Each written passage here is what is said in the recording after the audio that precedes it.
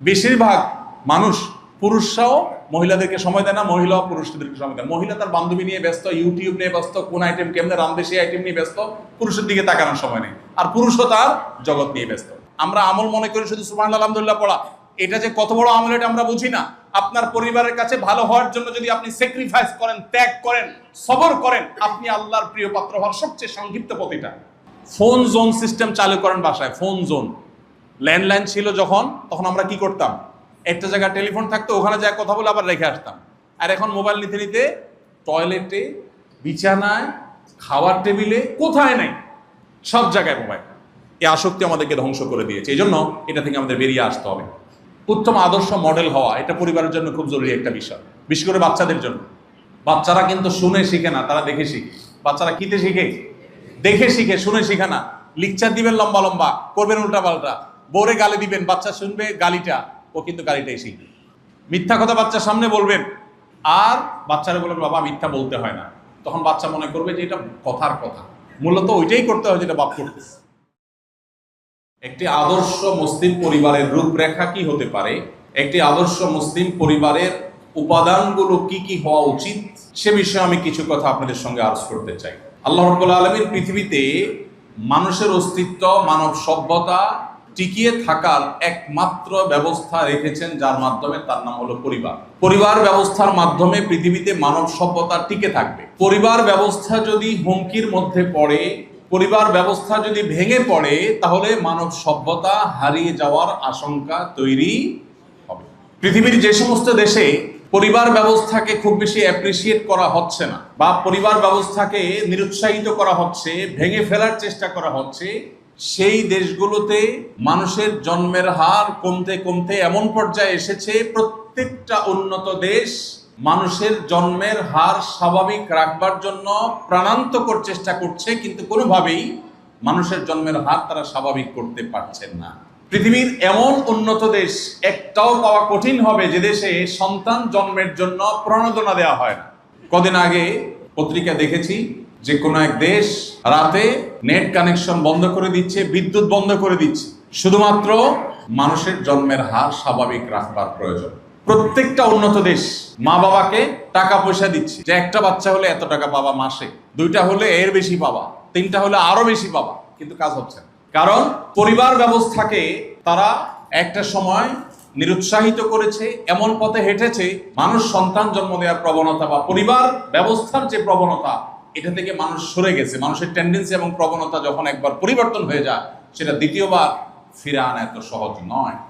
এই জন্য দেখবেন ইসলামী দণ্ডবিধিতে যত অপরাধের শাস্তির কথা আছে, ইসলামী শরিয়া বা বিচার ব্যবস্থা যদি থাকে, তখন সবচেয়ে কঠোর শাস্তি, ইসলামের চেয়ে কঠোর কোনো শাস্তি নেই, যে শাস্তি রাখা হয়েছে যদি কোনো বিবাহিত মানুষ ব্যভিচারে লিপ্ত হয় তার জন্য। এর জন্য যে নির্মম, যে করুণ শাস্তির কথা বলা হয়েছে, এত করুণ এবং নির্মম শাস্তি অন্য কোনো কিছুর ব্যাপারে বলা হয় নাই। কারণ এই ব্যভিচার যদি ব্যাপক হয়, তাহলে সমাজ থেকে মানুষ হারিয়ে যাবে, মানব সভ্যতা হুমকির মধ্যে পড়বে। পৃথিবীর প্রত্যেকটা উন্নত দেশ বাহির থেকে তরুণদেরকে ওয়েলকাম করছে। আমাদের দেশে যে সমস্ত এম্বাসি গুলো বসে আছে, উন্নত দেশের যে সমস্ত এম্বাসি গুলো বসে আছে, আপনি অবাক হবেন। এমন অনেক দেশ আছে যেই দেশের এম্বাসিতে আপনি একজন প্রতিষ্ঠিত ব্যবসায়ী হয়ে ভিজিট ভিসার আবেদন করেন, রিফিউজ হতে পারে, কিন্তু মোটামুটি ইংলিশ মিডিয়াম পড়ুয়া বা জেনারেল মিডিয়াম পড়ুয়া কোনো একজন ভালো স্টুডেন্ট যদি স্টুডেন্ট ভিসার জন্য দাঁড়ায়, তাহলে রিফিউজ হওয়ার সম্ভাবনা খুবই কম। কোন এম্বাসিতে স্টুডেন্ট ভিসা অ্যাপ্রুভালের হার 98%। তার মানে কি, তাদের দেশে তরুণ নাই, তরুণ দরকার, এখান থেকে তরুণদেরকে তারা হায়ার করে নিতে চায়। প্রিয় ভাইরা আমার, আমি একটা কথা সব সময় বলি, আমাদের মুসলমানদের অনেক কিছুই নাই, জাগতিক অনেক কিছুরই অভাব আমাদের আছে, আমরা অনেক ক্ষেত্রে পিছিয়ে আছি। পশ্চিমা পৃথিবী আমাদের থেকে অনেক ক্ষেত্রে এগিয়ে আছে, কিন্তু একটা ক্ষেত্রে আমরা তাদের চাইতে বহুগুণ এগিয়ে আছি আলহামদুলিল্লাহ।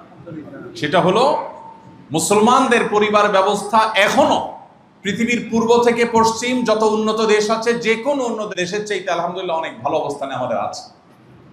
আমাদের দেশে এখনো মা বাবার সাথে সন্তানের যে ভালোবাসা, হৃদ্যতা, সন্তান মা বাবাকে, মা বাবা সন্তানকে যতটা ফিল করে, অধঃপতন যদিও আমাদের দেশেও শুরু হয়ে গেছে, অধপতনের পরেও আমরা যে অবস্থানে আছি, উন্নত দেশগুলো সেই অবস্থানে নেই।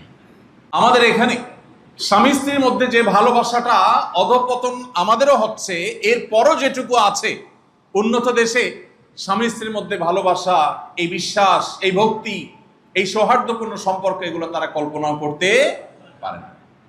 প্রিয় ভাইরা আমার, আমাদের এই সম্পদটাকে আমাদের ধরে রাখতে হবে, পরিবার ব্যবস্থাপনাকে টিকিয়ে রাখতে হবে, স্ট্রং করতে হবে, মজবুত করতে হবে।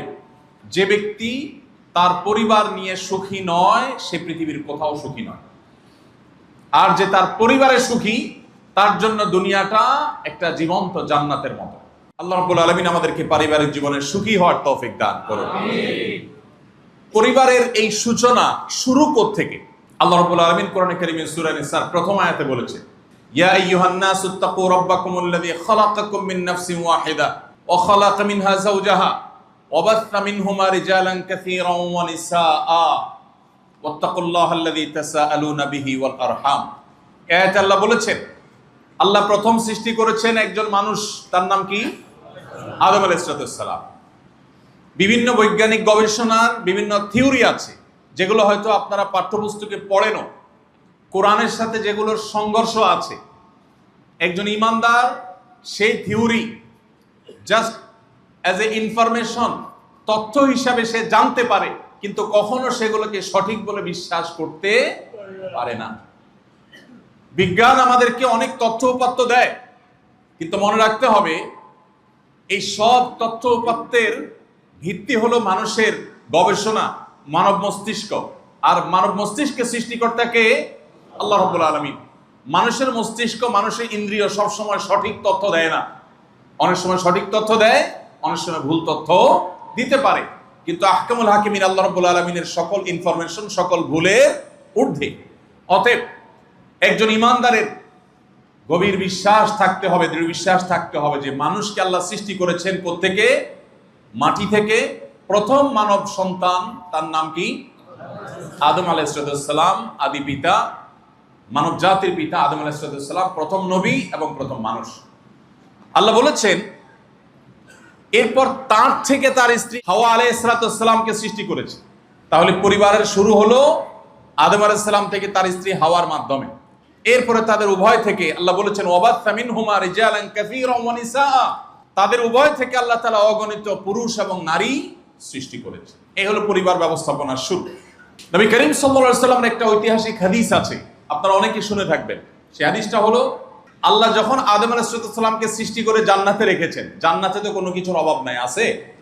ফার্সিতে একটা কবিতা আছে, জান্নাত আজা কে আজারে নাবাশত কাসে রাবা কাসে কারে নাবাশত। জান্নাত সেই জায়গা যেখানে কোনো কষ্ট থাকবে না, কারোর সাথে কারোর কোনো লেনাদেনা থাকবে না, সেখানে সুখী সুখ থাকবে।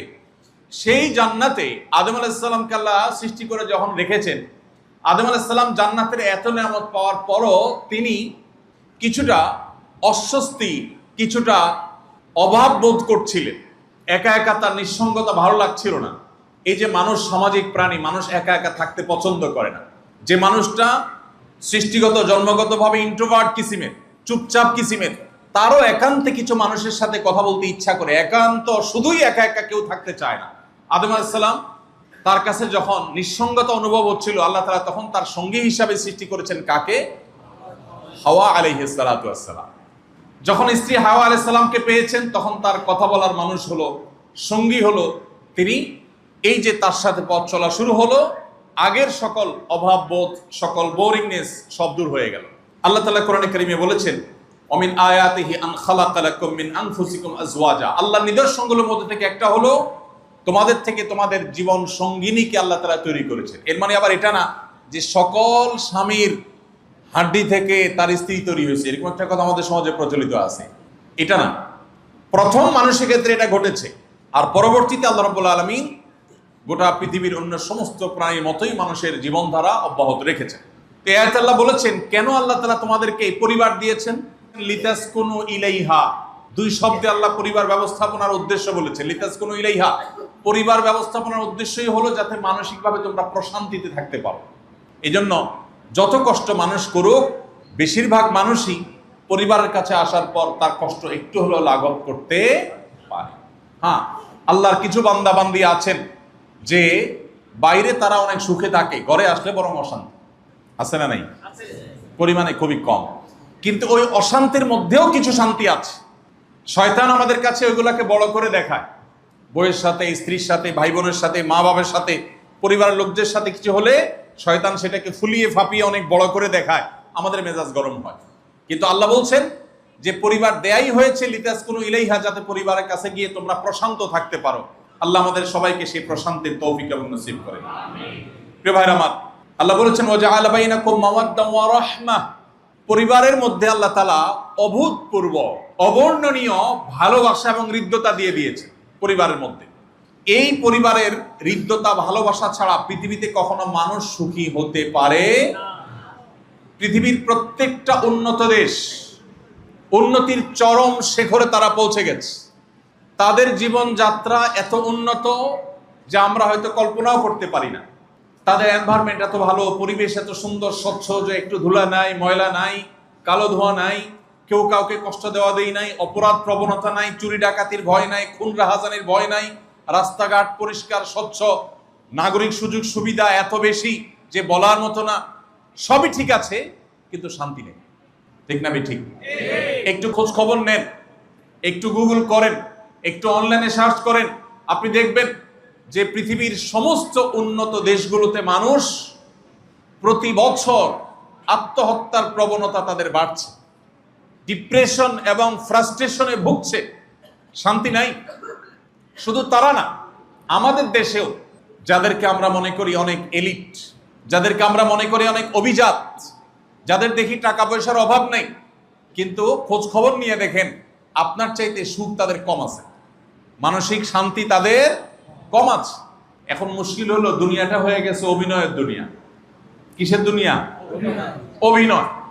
সবাই সুখের অভিনয় করে, প্রকৃত সুখে থাকা মানুষের পরিমাণ খুবই কম। ওই কুড়ে ঘোড়া থাকা মানুষটা যখন হাসি মুখে আপনার সাথে কথা বলে, এই হাসিটা অভিনয় ছাড়া, এটা নির্মল, এটা স্বচ্ছ, এটাতে কোনো নাটক নাই, ভনিতা নাই। কিন্তু অনেক অভিজাত, অনেক সম্পদশালী, অনেক রিচ মানুষ আছেন যারা হাসে, কিন্তু এই হাসির পিছনে অনেক বেদনা লুকিয়ে থাকে।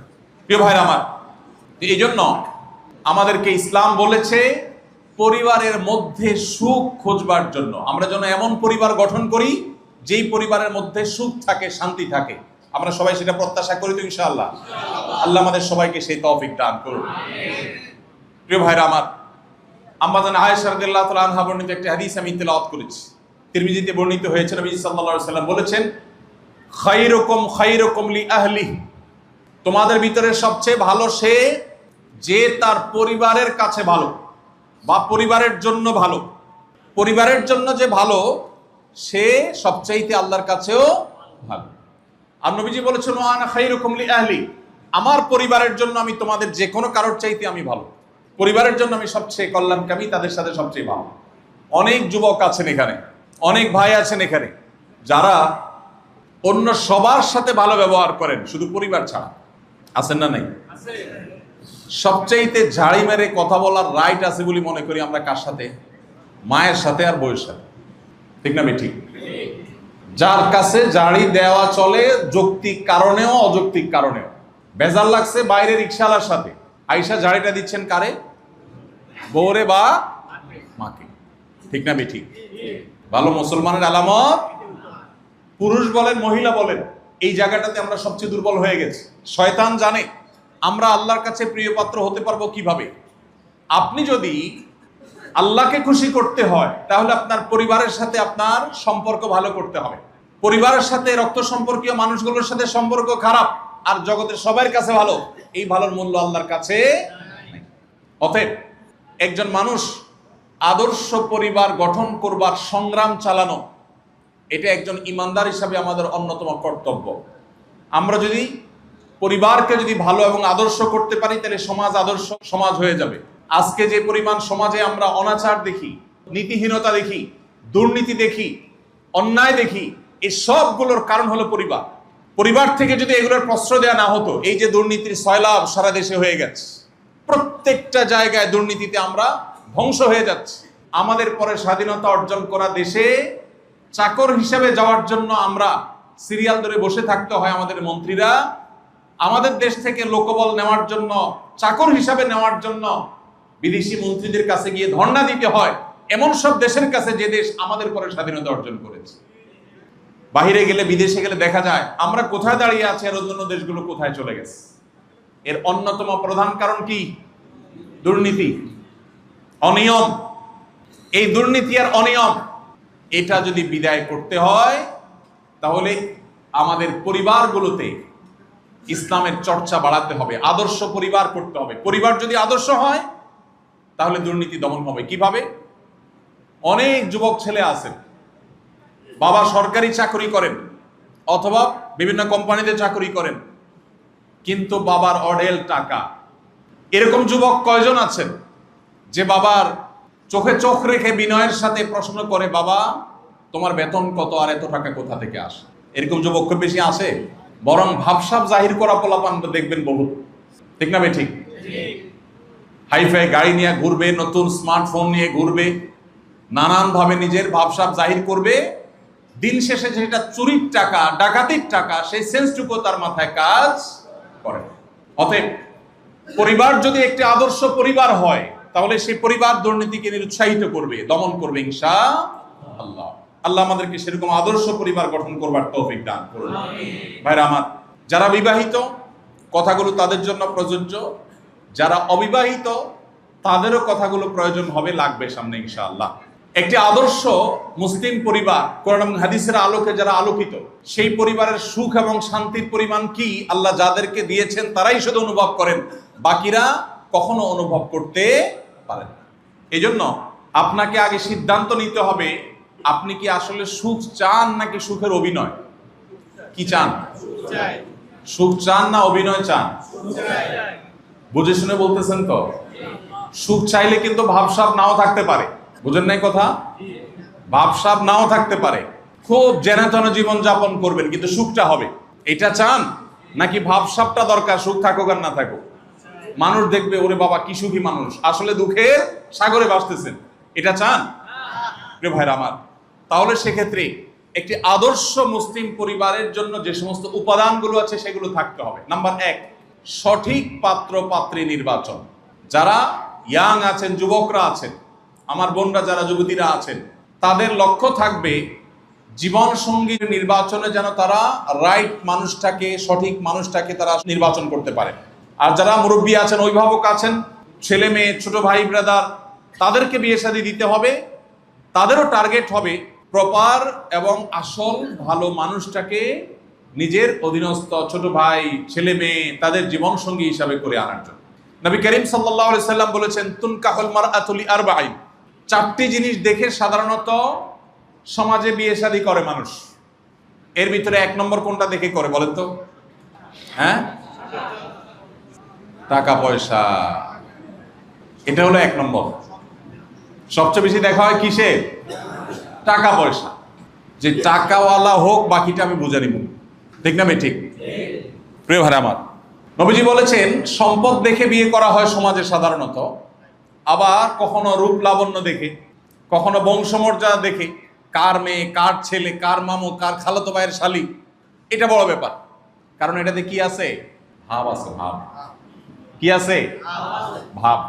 ভাব কিন্তু বেশিরভাগ ক্ষেত্রে কি? অভিনয়। ভেতরে কিন্তু তা না। এই যে বিয়ের ক্ষেত্রে কখনো টাকা পয়সা, কখনো রূপ লাবণ্য, কখনো বংশমর্যাদা, গৌরব, এগুলো দেখে মানুষ বিয়ে করে। নবীজি সাল্লাল্লাহু আলাইহি ওয়াসাল্লাম এই হাদিসে শেষে বলেছেন, ফাজফার বিজাতিদ্দীন।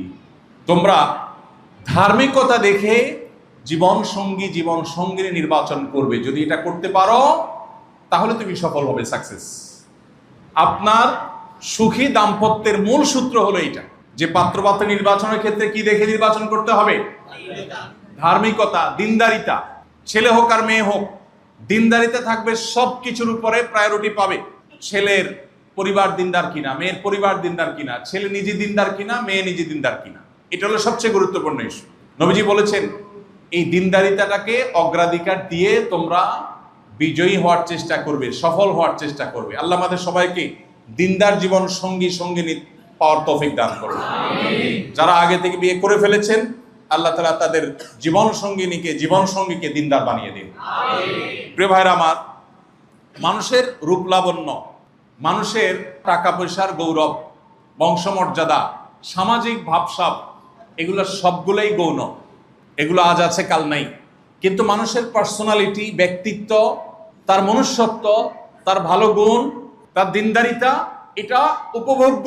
এটা কখনো সাধারণত পরিবর্তন হয় না, মরণ পর্যন্ত এটা উপভোগ্য থাকে, এটাই টিকে থাকে, আর বাকি কোনো কিছুর কোনো গ্যারান্টি নাই।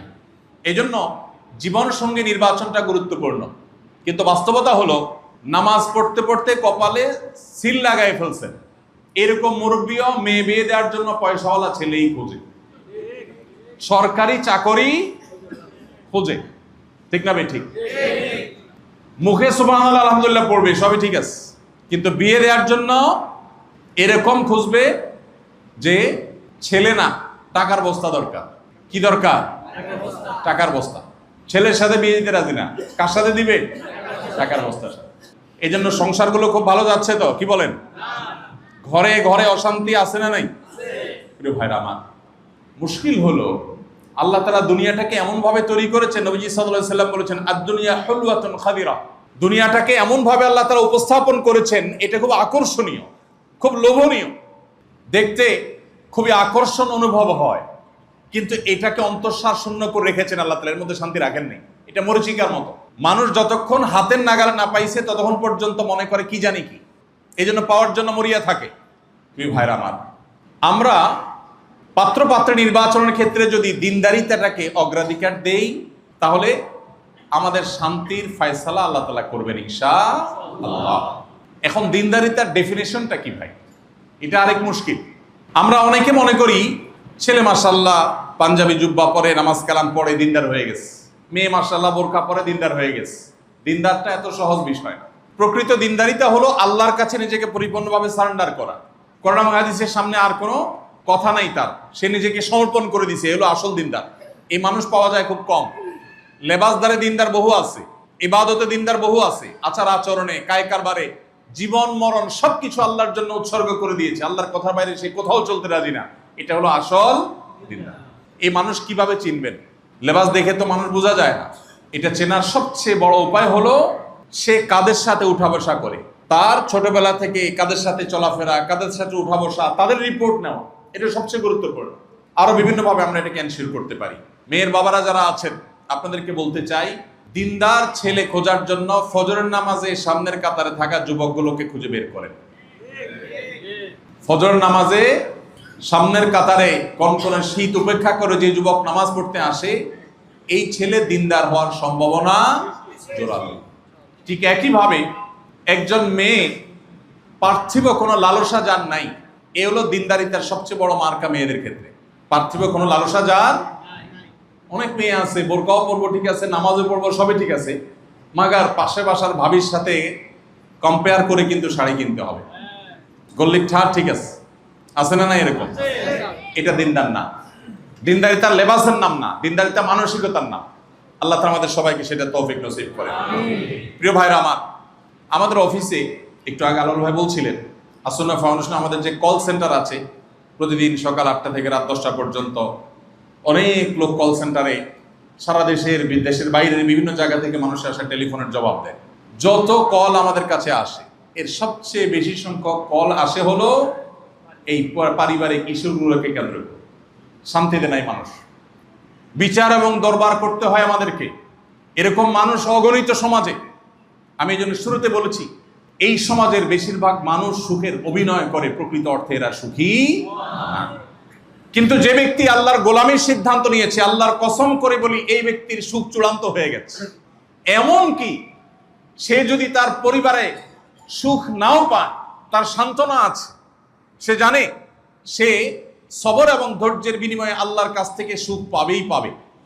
টুমোরো সে আল্লাহর কাছ থেকে আজর পাবে ইনশাআল্লাহ। এই একটা জিনিস ওই ব্যক্তিকে যে সুখ দেয়, আর দুনিয়ার সমস্ত সম্পদ, পদমর্যাদা, ভাবসাব, এই সব কিছু হাসিল করার পরও একজন মানুষ সুখ নাও পেতে পারে। এই জন্য আমরা দোয়া করি, আল্লাহ তাআলা আমাদের যুবক ভাইদেরকে, যুবতী বোনদেরকে দিনদার, আল্লাহ ভীরু, প্রকৃত অর্থে আল্লাহর কাছে নিজেকে সঁপে দিয়েছেন, আল্লাহ বলেছেন আর কোনো সে নাই, আল্লাহ রসুল বলেছেন আর কোনো সে নাই, আর কোনো কথা নাই, এইরকম জীবন সঙ্গী সঙ্গিনী পাওয়ার তৌফিক আল্লাহ তাআলা দান করুন। এটার জন্য কিছু আমল করতে হবে, শুধু এখানে বসে বসে আমিন বললে হবে না। বলবো আমল। আমি আমার ছাত্র জীবন থেকে আমলটা করতাম, বুঝজ্ঞান হওয়ার পর যখনই বুঝছি যে বিয়ে শাদিত জীবন একদিন করতেই হবে, সো এই আয়াতের সাথে কোরআনুল কারীমের সূরা ফুরকানের ৭৪ নম্বর আয়াতের সাথে যেদিন পরিচিত হলাম, ওই দিন থেকে আয়াতটাকে আঁকড়ে ধরলাম। সকল দোয়া আল্লাহর কাছে কায়মন বাক্যে চাওয়া শুরু করলাম। আয়াতটা জানেন তো যুবকরা? শুধু যুবকরা না, এটা সবার, নারী পুরুষ যুবক বৃদ্ধ বিবাহিত অবিবাহিত সবার জন্য প্রযোজ্য। সবাই আল্লাহর কাছে এই দোয়া বেশি বেশি নিবেদন করব। রব্বানা হাব লানা মিন আজওয়াজিনা ওয়া যুররিয়্যাতিনা কুররাতা আয়ুন ওয়াজআলনা লিল মুত্তাকিনা ইমামা। ও আমার রব, আমাকে এমন পরিবার দেন, স্ত্রী এবং সন্তান এরকম দেন যারা আমার চক্ষু শীতল করে দিবে, নয়ন জুড়িয়ে দিবে। আল্লাহু আকবার। আল্লাহর শব্দ, আল্লাহ নির্বাচিত শব্দ, আল্লাহ নিজে দোয়া শিখিয়ে দিয়েছেন। এই শব্দের রহস্য আপনি চিন্তা করেন। আমরা তো আল্লাহর কাছে ভুল দোয়া করি অনেক সময়। যুবকরা আমার কাছে চিঠি লেখে বা ওই যে কাগজ পাঠায়, প্রশ্ন লেখে, চিরকুট লেখে, হুজুর একটা মেয়েকে পছন্দ হয়েছে, এখন ওরেই পাওয়ার দোয়া করা যাবে কিনা, আল্লাহ এরেই চাই। অনেক পোলাপান এটা জানতে চায় যে আমি হারাম রিলেশন করব না, আমি দোয়া করব আল্লাহ আমি এটারই চাই, এই দোয়া করা জায়েজ আছে কিনা। তা আমি বলি দোয়া করা তো জায়েজ আছে, কিন্তু তুমি যেটাকে মনে করছো রাবেয়া বস্রী, এটা তো সাক্ষাৎ শয়তান হতে পারে। পারে কি পারে না? তুমি পানিতে নামার আগ পর্যন্ত বুঝবা না কতদূর ভিজতেছে। অবিবাহিত পোলাপানের চোখে সবই ভালো লাগে, তার বেশিরভাগ ক্ষেত্রে ভালো মন্দ নিরূপণ করবার ক্ষমতা থাকে না। আর সবচেয়ে বড় কথা হলো অদৃশ্যের ইলিম, অজানার ইলিম শুধু কার আছে? আল্লাহর আছে। এই জন্য নির্দিষ্ট কোনো ব্যক্তির জন্য দোয়া না করে দোয়া করতে হয় কিসের জন্য? আল্লাহ আমি তোমার কাছে এমন জীবন সঙ্গী চাই, এমন জীবন সঙ্গিনী চাই যাকে দেখলে আমার অন্তর জুড়িয়ে যাবে, আমার অন্তর চক্ষু শীতল হয়ে যাবে, এরকম জীবন সঙ্গী চাই। সেটা কি আমি যেটারে পছন্দ করছি এটা দিয়ে দিবা নাকি আরেকটা দিয়ে দিবা, এটা তোমার ব্যাপার, আমার দরকার সেটা। আর পার্টিকুলার কোনোটা যদি চান, বহু ছেলে মেয়ে চয়েস করে বিয়ে করেছে, আছে না নাই? বিয়ের আগে কত মহব্বত, কত ভালোবাসার উতাল ফাতাল, কত সব ঢেউ তরঙ্গ, এরপরে চুলাচুলি, আছে না নেই? এজন্য আল্লাহ তাআলা দোয়া শিক্ষা দিয়েছে। আপনি যদি মনে করেন, ছেলে হিসাবে মনে করেন আল্লাহ সুন্দরী রূপসী সম্ভ্রান্ত পরিবারের মেয়ে চাই, দোয়াটা সঠিক হবে? কেন? এই সব কিছু ঠিক থাকার পরে হতে পারে আল্লাহ না করুন এমন মেয়ে যার চরিত্রের সমস্যা আছে, হতে পারে না? আল্লাহ আপনাকে একটা সন্তান দিয়েছেন, সন্তান দেখতে ফুটফুটে সুন্দর কিন্তু মেধাবী না, অথবা মেধাবী দেখতে খারাপ, অথবা দেখতে ভালো মেধাবী কিন্তু বড় কোনো রোগ তার শরীরে আছে। এগুলো কোনোটা কি আমাদের অন্তর জুড়াবে?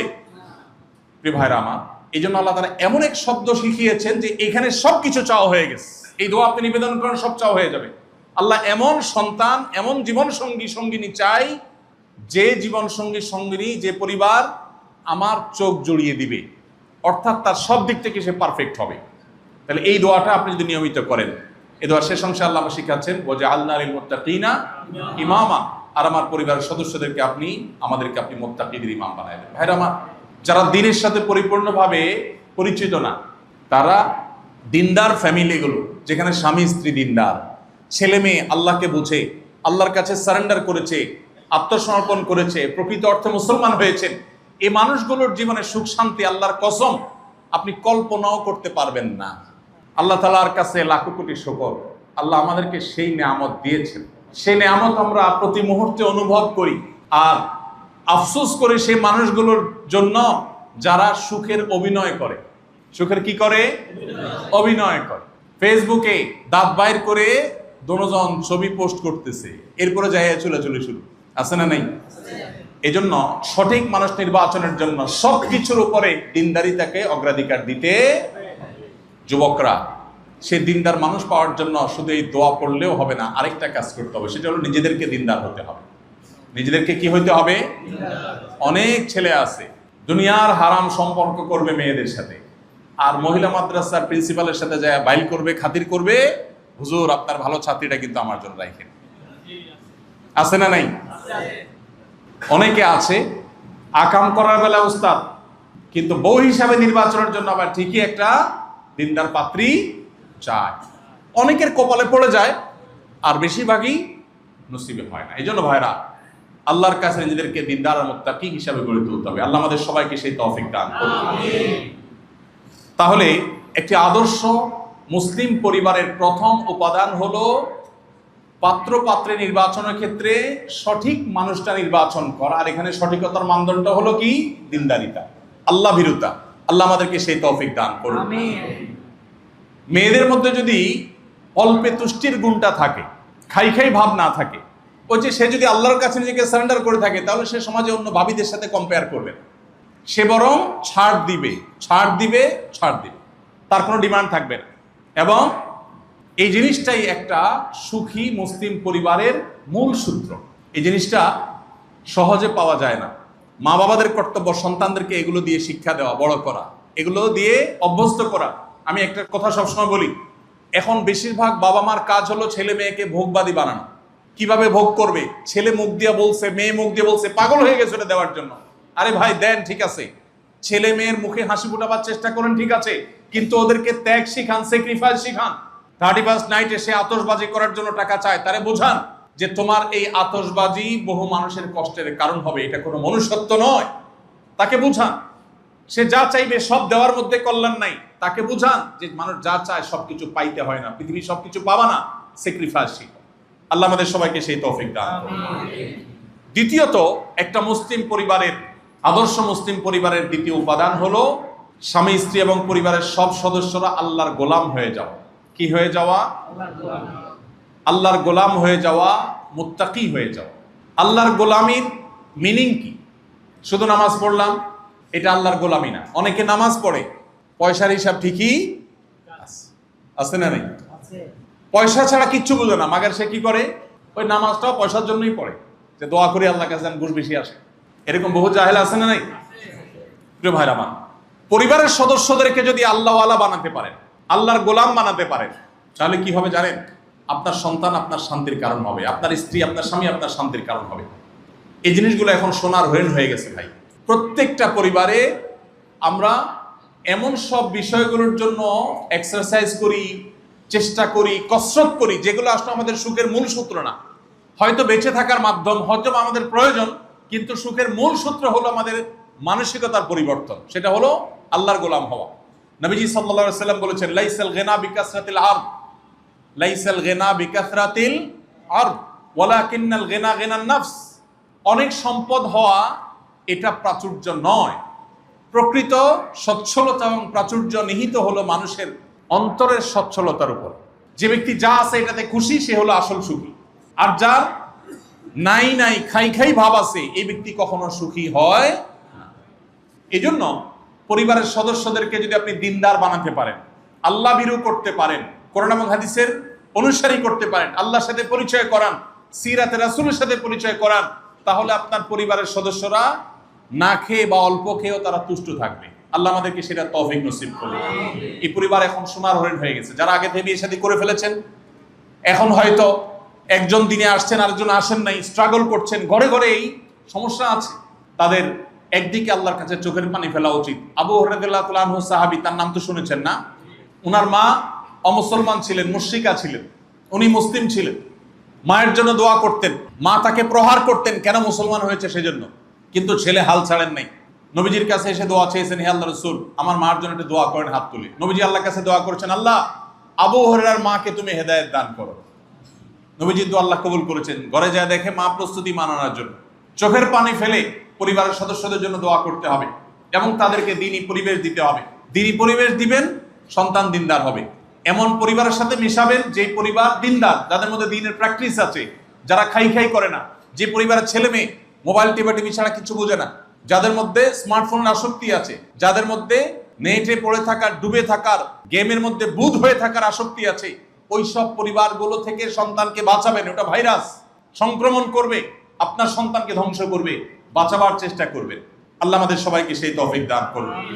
3 নম্বর, একটি সুখী মুসলিম আদর্শ পরিবারের অন্যতম উপাদান হলো সুন্দরভাবে দিনাতিপাত করা, সুন্দরভাবে দিন যাপন করা, একে অন্যের হক আদায় করা, পরস্পরের হক সম্পর্কে সচেতন হওয়া। এখন গোটা পৃথিবীতে মানুষ অনেক বেশি অধিকার সচেতন, নিজের অধিকারের ব্যাপারে অনেক সচেতন। ডক্টর আব্দুল্লাহ জাহাঙ্গীর রহমাউল্লাহর নাম তো আপনারা শুনেছেন না? ডক্টর আব্দুল্লাহ জাহাঙ্গীর রহমাউল্লাহ ক্ষণজন্মা মনীষীদের একজন ছিলেন, ইসলামী বিশ্ববিদ্যালয় কুষ্টিয়ার প্রফেসর ছিলেন। তিনি বলতেন, আমরা এখন বেশিরভাগ মানুষ অধিকার সচেতন, ইসলাম আমাদেরকে বলেছে মূলত কর্তব্য সচেতন হতে। কি হতে বলেছে? কর্তব্য সচেতন। আমার অধিকার নিয়ে সচেতন আমি হতেই পারি, দোষের বিষয় না, কিন্তু তার চাইতে বেশি আমাকে কর্তব্য সচেতন হতে হবে। এখন দেখবেন সবাই বলে আমার অধিকার, এটা বলে না আমার কর্তব্য। একটা সুখী দাম্পত্যের জন্য বা সুখী পরিবারের জন্য এই জিনিসটা সবচেয়ে জরুরি বিষয় যে সবাই কর্তব্য সচেতন হবে। একজন সন্তান চিন্তা করবে আমি বাবা মার কি কি অধিকার আদায় করার আছে সেটা আমি আদায় করব। এখন দেখবেন ছেলে মেয়েরা, বাচ্চারা অভিযোগ তোলে যে আমার বাবা এটা করলো না, আমার মা ওটা করলো না, আমার হক নষ্ট করলো। হ্যাঁ, তারা যদি অন্যায় করে থাকে আল্লাহর কাছে তারা দায়ী থাকবে, বাট আমি সন্তান হিসেবে আমার কর্তব্যকে আমি সেটা দেখব। ঠিক একইভাবে আমাদের কাছে প্রায় সময় দেখি প্রশ্ন দেয়, প্রশ্ন দেখে আমরা বুঝতে পারি এই প্রশ্ন কোত্থেকে আসছে। প্রশ্ন পড়ার পর বোঝা যায় যে এই প্রশ্নের সূত্র কি। অনেকে প্রশ্ন লেখে, হুজুর স্ত্রীর অধিকার নিয়ে একটু আজকে ওয়াজ করবেন। এই প্রশ্ন পড়ে আমরা বুঝতে পারি এটা কোনো মহিলার প্রশ্ন, কারণ উনি স্ত্রীর অধিকার নিয়ে ওয়াজ করতে বলছেন, মানে স্বামীরা আজকে নিয়ে আসছেন, আসামি হাজির। এখন হুজুর একটু আপনি ওয়াজ করে দেন যদি আমার জামাইটা মানুষ হয়ে যায়। আবার অনেকে প্রশ্ন লেখে, হুজুর স্বামীর অধিকার নিয়ে একটু কথা বলেন। এর মানে প্রশ্নটা করছে কে? পুরুষ। বউ আসছে আজকে ওয়াজ শুনতে, বউরে শোনাবে, এই জন্য সে তার কথা বলে। এইটা দেখা যায় না যে পুরুষ বলতেছে যে আমি একজন স্বামী, আমি আমার স্ত্রীর কর্তব্য কিভাবে আদায় করতে পারি, কি কি কর্তব্য আছে আমাকে জানায় দেন, যাতে কিয়ামত দিন আমার দাঁড়ায় থাকতে না হয়। এই মানুষ পাওয়া যায় না। যেই পরিবারে প্রত্যেকটা মানুষ কর্তব্য সচেতন হবে সেই পরিবারের শান্তি অবধারিত। আল্লাহ সেই পরিবারে শান্তি দিবেনই দিবেন। আপনি যদি বলেন যে না আমি কর্তব্য সচেতন কিন্তু আমার সঙ্গী কর্তব্য সচেতন না, অসুবিধা নেই। যিনি কর্তব্য সচেতন না তিনি আল্লাহর কাছে দায়ী থাকবেন, কিন্তু আপনি কর্তব্য সচেতন, আপনার শান্তি নিশ্চিত। আপনি দুনিয়াতে কিছুই পাচ্ছেন না, আল্লাহর কাছে পাবেন। অনেক বোনরা আমাদের কাছে আসেন, চোখের পানি ফেলেন, কান্নাকাটি করেন, ভাই অশান্তির মধ্যে আছি। কি হয়েছে? স্বামীটা অমানুষ, শাশুড়িটা অমানুষ, দেবরটা অমানুষ, ননদটা অমানুষ, সব অমানুষ। আছেন অনেক আল্লাহর বান্দাবান্দি এরকম। আবার অনেক ছেলে পুরুষরা আসেন যে ভাই আমার এই অসুবিধা। আমি বলি এই অসুবিধা, এই দুঃখের কি কোনো শেষ আছে না নাই? শেষ নাই। কিভাবে শেষ হবে বলেন? আর কিছু না হোক, মৃত্যু আসলেই তো শেষ। মরার পরে কি আপনাকে আর টর্চার করতে পারবে? সে পারবে না। তাহলে ইমানদারের সকল কষ্টের একটা শেষ আছে। কিন্তু আপনি যদি ধৈর্য ধারণ করেন, আপনি আপনার দায়িত্বটা পালন করে যাওয়ার চেষ্টাটা করেন, তাহলে আখেরাত আপনার খাড়া আছে না নাই? দুনিয়াতে জুলুমের বিচার আপনি নাও পেতে পারেন। স্বামীর জুলুমের বিচার শাশুড়ি করে না, মায়ের অত্যাচার স্বামী সেটা দেখে না। আল্লাহ কি দেখেন না? দেখেন না। আল্লাহ তাআলা বান্দাদের প্রতি কখনো জুলুম, অতএব আল্লাহ তাআলা জুলুম করবেন না। ইমানদারের সান্ত্বনা। তাহলে ইমানদার যদি পারিবারিকভাবে সুখী হতে চায়, সে চিন্তা করবে আমি আমার সঙ্গী, আমার সন্তান, আমার বাবা মা, আমার ভাই বোন, আমার পরিবারের সদস্যদের দায়িত্ব আমি সঠিকভাবে আদায় করছি কিনা, বাস এটা আমি দেখব। আমি আদায় করছি, সে না করলে সে আল্লাহর কাছে বুঝবে। আমারটা ক্লিয়ার থাকলো, আমি সবসময় আমারটার যোগ বিয়োগ করতে থাকবো। আমরা সবাই এরকম কর্তব্য সচেতন হবো তো ইনশাআল্লাহ। বেশিরভাগ মানুষকে শয়তান ওয়াসওয়াসা দেয়। কি দেয়? ওয়াসওয়াসা দেয়। আমি একটা কথা প্রায় বলার চেষ্টা করি, আপনারা কেউ ইবলিস দেখছেন? দেখেন নাই? আজকে দেখতে চান? দেখবেন? সিরিয়াস? ওকে, আসেন দেখি ইবলিস দেখা যায় কিনা। আমাদের সমাজে কিছু মানুষ আছে দেখবেন পারিবারিক অশান্তি সৃষ্টি করার জন্য বিশাল ভূমিকা রাখে। একটা হাদিস সহিহ মুসলিমে আছে, আপনারা অনেকে শুনেছেন। শয়তান কোন পাপ মানুষকে দিয়ে করালে সবচেয়ে বেশি খুশি হয় আপনারা জানেন? শুনে রাখেন হাদিসটা। নবী করিম সাল্লাল্লাহু আলাইহি সাল্লাম বলেছেন, ইবলিসের সিংহাসন পানির উপরে। কিসের উপরে? পানির উপর। আমরা দেখতে পাই না, অলৌকিক, অদৃশ্য। ইবলিস তার শিষ্যদেরকে, তার চেলাদেরকে, তার সন্তান, অগণিত সন্তান, অজস্র, প্রত্যেক মানুষের পেছনে শয়তান আছে। তাহলে পৃথিবীতে অ্যাটলিস্ট যত মানুষ আছে কমপক্ষে এতজন শয়তান আছে। নবীজি সাল্লাল্লাহু আলাইহি ওয়াসাল্লাম এই হাদিস বলার পর এক সাহাবী প্রশ্ন করছে, ইয়া রাসূলুল্লাহ, তাহলে আপনিও তো একজন মানুষ, আপনার সাথেও কি একটা আছে? নবীজি বলেছেন, হ্যাঁ, আমার জন্য ইবলিসের যে কমান্ডার সে একটা বরাদ্দ করছে, তবে আল্লাহ আমাকে তার কাছ থেকে সেফ রাখছে, সে আমার কিছু করতে পারে না। তোমাদেরকে ক্ষতি করতে পারে, বাট আমাকে পারে না, আমাকে সেভ করছেন আল্লাহ তাআলা। নবী মাসুম, তাকে আল্লাহ নিরাপদে রেখেছে। তো ভাইরা, ইবলিস তার সিংহাসনে বসে তার চেলাদেরকে ছেড়ে দেয় মানুষদের মধ্যে। ইবলিসের কাজই হলো মানুষকে কি করা? বিপদগামী করা। আপনাদেরকে কি ইবলিসে ওয়াসওয়াসা দেয়? আপনারা টের পান? কখন টের পান? আন্দাজে বললেন তো অনেক। প্রত্যেকটা ভালো কাজ করতে গেলে দেখবেন মনের ভেতর থেকে একটা বাধা আসে না? কিন্তু আকামের সময় বাধাটা আসে না। খেয়াল করছেন? আল্লাহ কোরআনে বারবার করে কিন্তু ইবলিসের সম্পর্কে বলেছে যে ইবলিস তোমাদের জন্য আদুউম মুবিন। আদুউম মুবিন মানে কি ভাই? প্রকাশ্য শত্রু। দেখছেন কোনোদিন? কেমন কথা! জীবনে কোনোদিন দেখেন নাই? আল্লাহ বলতেছেন কোন শত্রু? কেন আল্লাহ বলেছেন? কারণ হলো এই শত্রুর শত্রুতা প্রতি মুহূর্তে আমাদের চোখের সামনে হয়, প্রকাশ্যে। সে অপ্রকাশ্য থাকতে পারে, বাট তার শত্রুতা কি? প্রকাশ্য, ওপেন সিক্রেট। একটা ছোট এক্সাম্পল দিই। আমি শয়তান দেখাবো, ওই জায়গায় যাচ্ছি, তার আগে আরেকটা আপনারা সাক্ষাৎ শয়তান দেখাই দিই। সেটা হলো শীতের সময় এখন, তাই না?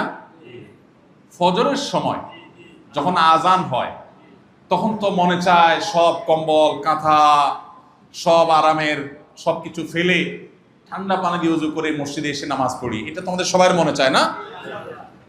আরে তো সব সাক্ষাৎ আল্লাহওয়ালা, তাহলে এখানে আর ওয়াজ টাজ করার দরকার কি রে ভাই? এরকম ফেরেশতা থাকলে সেখানে আর ওয়াজের দরকার নাই তো। সুবহানাল্লাহ। আমার তো এরকম হয় না ভাই, আমার তো উল্টা হয়।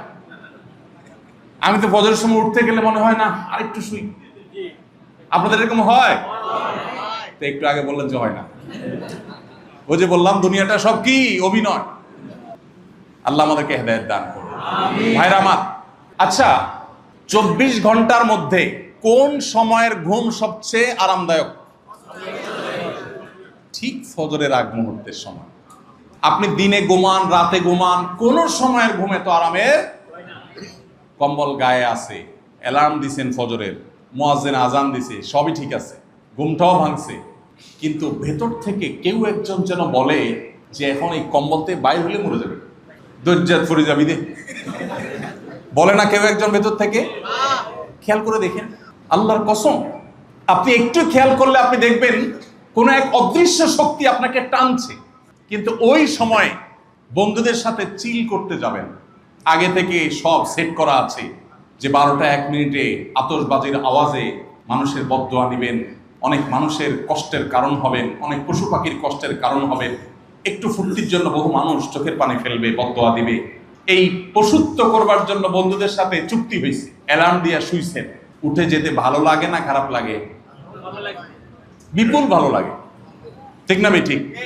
চিল করতে যাবেন, মৌজ মাস্তি করতে যাবেন, তখন আর উঠতে খারাপ লাগে না।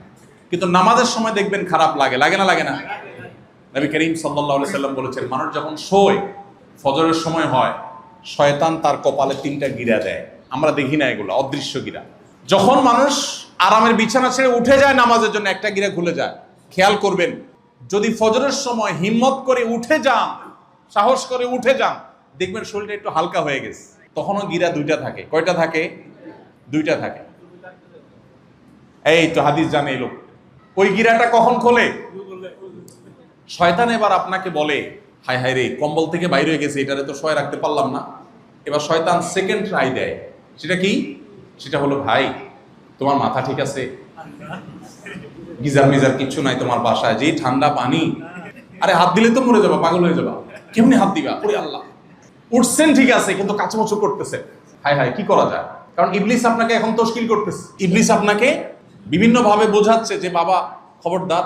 আপনি বিসমিল্লাহ পড়ে হাত দিয়ে ওযুটা করে ফেলেন, দেখবেন শরীর আরো হালকা হয়ে গেছে, গিরা আরেকটা খুলে গেছে। এরপরে শয়তান শেষ ট্রাইটা দিবে। এই পাগলারে তো ঠেকানো গেল না কোনোভাবেই, উঠছে আবার ওযুও করছে। এবার শয়তান নেক্সট শুরুতে ধোঁকা নিয়ে হাজির হবে। শয়তান এবার মুফতি সাজবে, মুফতি, একদম আপনার মসজিদের মুফতির মতো একটা মুফতি সাজবে। শয়তান এবার এসে বলবে, ভাই বুঝলাম নামাজ ফরজ পড়তে হবে, নাইলে আল্লাহ জাহান্নাম দিবে, উঠছো ওযু করছো সবই ঠিক আছে, কিন্তু তুমি কি মাসলা জানো বেশি ঠান্ডা বেশি কষ্ট হলে বাসায়ও পড়া যায়?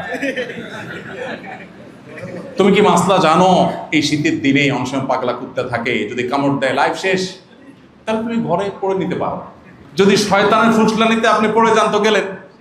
আর যদি হিম্মত করে বলেন না আল্লাহ ভরসা, শীতের কাপড় চোপড় পরে বের হয়ে গেছে, নামাজটা পড়ে যখন আপনি বের হবেন, ফজর নামাজটা পড়ে যখন আপনি বাসা যাবেন, আল্লাহর কসম, আল্লাহর নেয়ামত যদি আপনি উপলব্ধি করতে চান, যাদের এই স্বাদ আস্বাদন করার কপালে নসিব হয় না, তারা একটু পরীক্ষা করে দেখেন। আর যাদের নসিব হয়েছে তারা বলতে পারবেন, নবীজি বলেছেন ফজর নামাজটা যখন সে পড়তে মসজিদে চলে আসে, তার শরীর থেকে, তার কপাল থেকে 3 নম্বর গিরাও খুলে যায়, ফ্রেশ হয়ে যায়, ফাসবাহা নাশীতান নফস, তখন সে একদম ফ্রেশ মুড হয়ে যায়। আর যে ব্যক্তি ওই কম্বলে কাচমুচি করে শুয়ে থাকে বা শয়তানের প্ররোচনায় প্ররোচিত হয়ে যায়, নবীজি বলছেন সে আর উঠতে পারে না। সে হয়তো আরামের ঘুম ঘুমায়, কিন্তু এরপর সারাদিন ফাসবাহা খাবিসান নফস, তার মনের ভেতর থেকে এক ধরনের নোংরা ফিল হয় যে আমি নামাজটা পড়লাম না, ফজরটা নষ্ট করলাম, সে ভালো ফিল করতে পারে না। তো শয়তানের সাথে এই লড়াই কিন্তু হয়।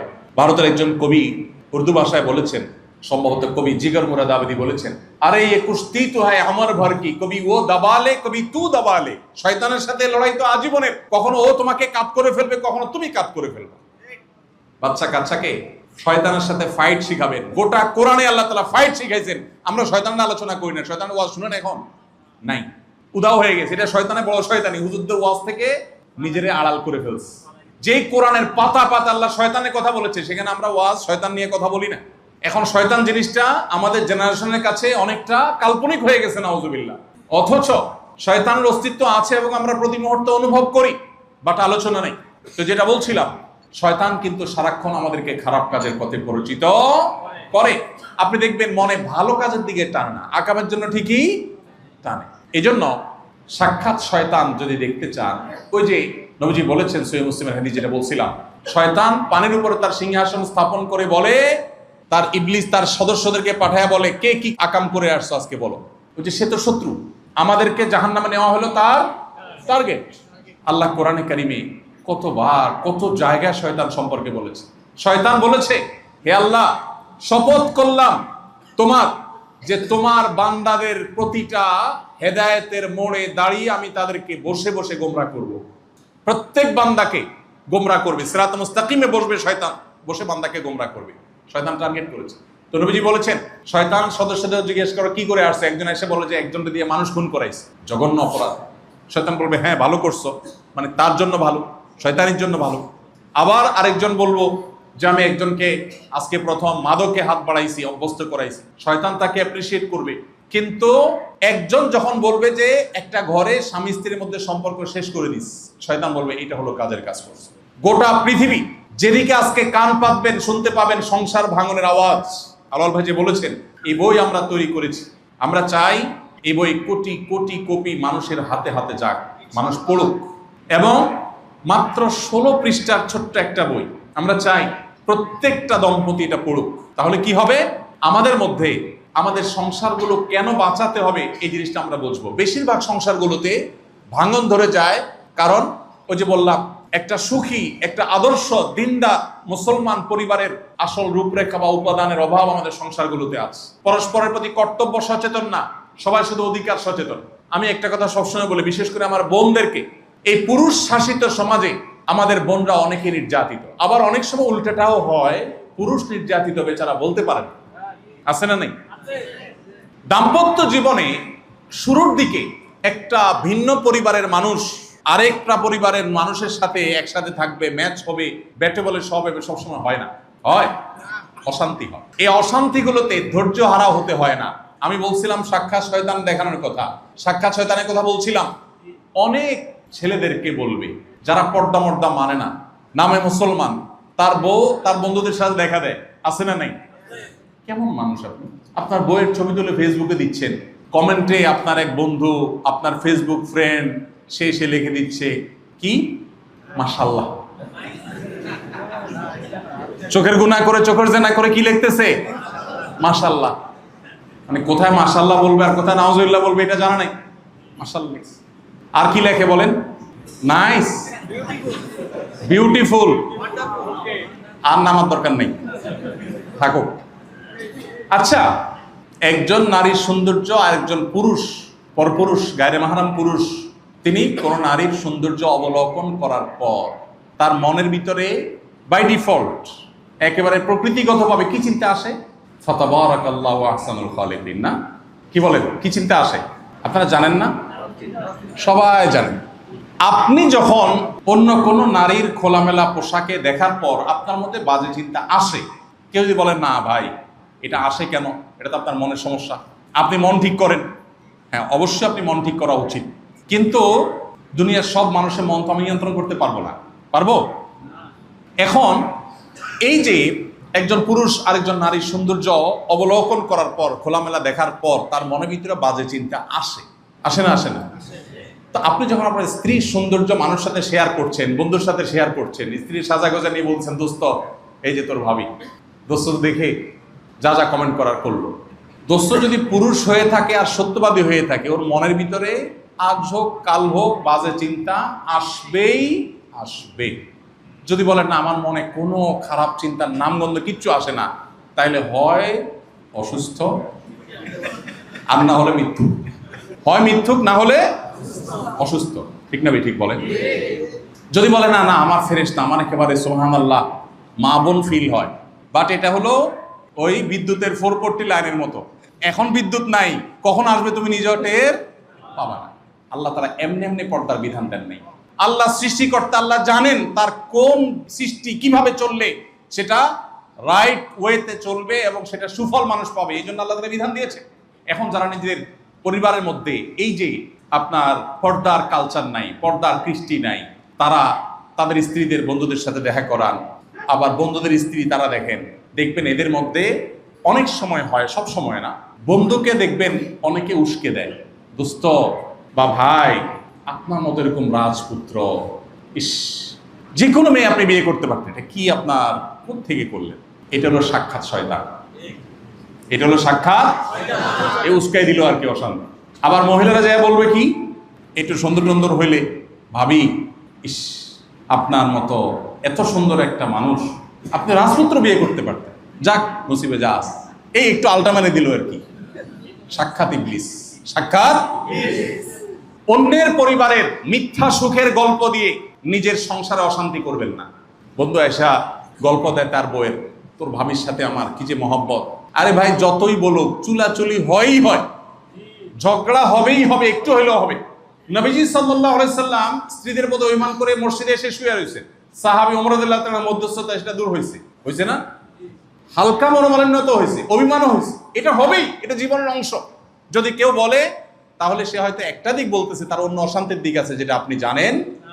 এই জন্য ভাইরা আমার, আল্লাহ কোরআনে কারিমে বলেছেন ওয়াশিরুহুন্না বিল মারুফ, তোমরা স্ত্রীদের সাথে সুন্দরভাবে যথাযথভাবে জীবনযাপন করবে। অনেক পুরুষ আছেন ছোটলোকি করেন, অনেক মহিলা আছেন না ছোটলোকি করেন, খোঁটা দেওয়া, খোঁচাখুচি করা, দোষ চর্চা করা, এগুলো অনবরত করেন, আছে না নাই? আমি কোনো বিয়ে পড়াইলে সাধারণত যত বিয়ে পড়াই আমি কমন কয়েকটা কথা বলি, এর ভিতরে একটা কথা বলি, নতুন বর যেটা বিয়ে করছে ওটার হাত ধরে বলি, ভাই শুনো সুখে থাকতে চাও তো? হ্যাঁ হুজুর সুখ তো চাই। একটা সূত্র বলে দিই তোমারে, কি? আজকে যায় বউর হাতে মুড়ি ধুয়ে যাবা, হাতে হাত রেখে বায়াত নিবা যে আপনার আনুগত্যের অঙ্গীকার করিলাম চিরতরে, ব্যাস লেটা চুকে যাবে, তোমার শান্তি পৃথিবীর কেউ ঠেকাতে পারবে না। আমাদের অফিসে যত ফোন আসে, আলেমদের একটা টিম আছে, তারা এই ফ্যামিলি কাউন্সিলিং, পারিবারিক ঝগড়া ঝাঁটি, তালাক, এগুলো নিয়ে কাজ করে। এগুলো যে দেখভাল করে একজন আলেম আছেন আমাদের, বেচারা অবিবাহিত,